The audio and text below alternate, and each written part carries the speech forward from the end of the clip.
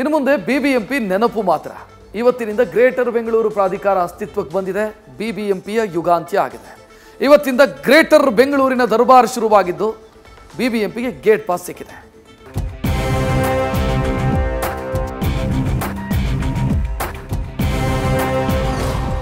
BBMP ಅಲ್ಲ, ಇದು greater Bengaluru. BBMP out, greater Bengaluru ಇನ್.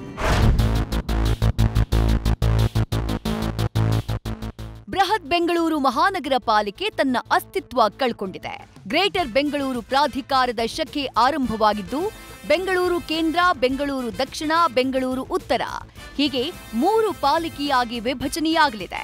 ಪ್ರತಿ ಪಾಲಿಕೆಯಲ್ಲೂ ತಲಾ 125 ವಾರ್ಡ್ ಇರಲಿದ್ದು ಸಿಎಂ ಸಿದ್ದರಾಮಯ್ಯ ಜಿಬಿಎನ ಅಧ್ಯಕ್ಷರಾದರೆ ಬೆಂಗಳೂರು ನಗರಾಭಿವೃದ್ಧಿ ಸಚಿವ ಡಿಕೆ ಶಿವಕುಮಾರ್ ಉಪಾಧ್ಯಕ್ಷರಾಗಲಿದ್ದಾರೆ. ಗ್ರೇಟರ್ ಬೆಂಗಳೂರು ಅಥಾರಿಟಿ ಜಿಬಿಎ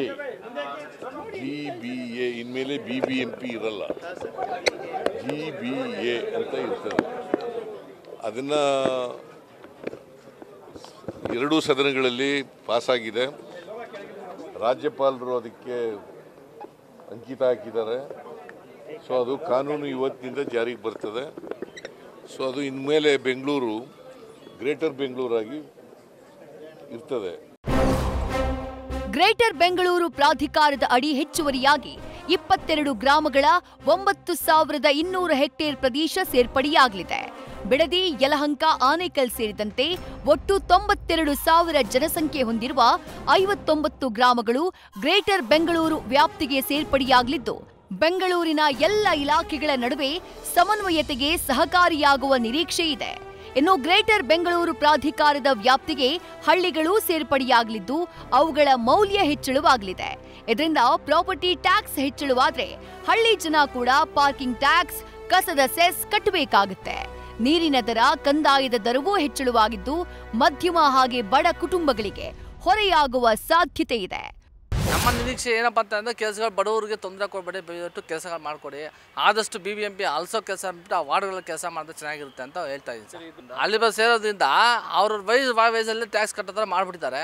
ದಯವಿಟ್ಟು ಹಳ್ಳಿ ಜನಗೆಲ್ಲ ಕೆಲವೊಂದು ಗೊತ್ತಿರಲ್ಲ, ದಯವಿಟ್ಟು ತಿಳಿಸಿ ಅದ್ರ ಬಗ್ಗೆ ಇದು ಮಾಡಿ ಅಂತ ಹೇಳ್ಕೊಂಡಿದ್ದೀನಿ ಸರ್. ಒಟ್ನಲ್ಲಿ 2007ರಲ್ಲಿ ಆಡಳಿತ ಆರಂಭ ಮಾಡಿದ್ದಂತಹ ಬಿಬಿಎಂಪಿ ಅಸ್ತಿತ್ವವನ್ನ ಕಳ್ಕೊಂಡಿದೆ. ಗ್ರೇಟರ್ ಬೆಂಗಳೂರಿನ ಬಗ್ಗೆ ಬೆಂಗಳೂರಿಗರ ನಿರೀಕ್ಷೆ ಕೂಡ ಹೆಚ್ಚಾಗಿದ್ದು ಇದ್ರಿಂದಲಾದ್ರೂ ಬೆಂಗಳೂರಿನ ಪರಿಸ್ಥಿತಿ ಸುಧಾರಿಸುತ್ತಾ ಕಾದು ನೋಡಬೇಕು. Sattar, news first, Bengaluru. News first ನಿರ್ಭೀತಿಯಿಂದ ನಿಮ್ಮ ಪರವಾಗಿ.